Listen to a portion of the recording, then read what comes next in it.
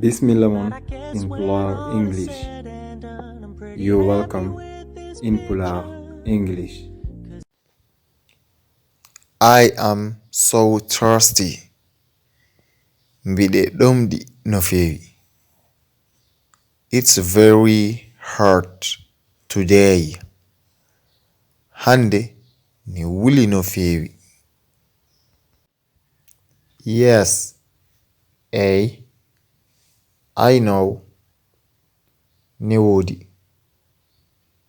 Would you like something to drink? Won ko njiɗɗa yarde? Yes, I would like a glass of water.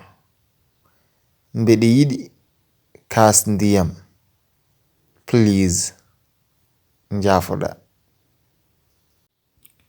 There is no water anymore. Ndiyam alaton haidara.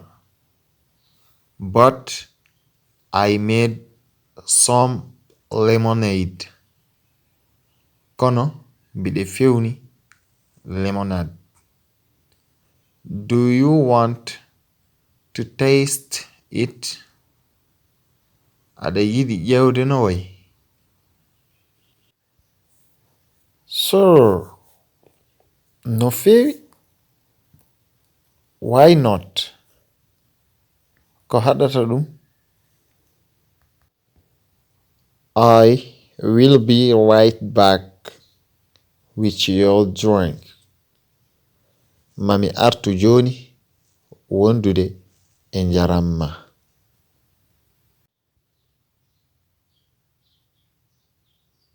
Bismillah mon in Pulaar English. You're welcome in Pulaar English.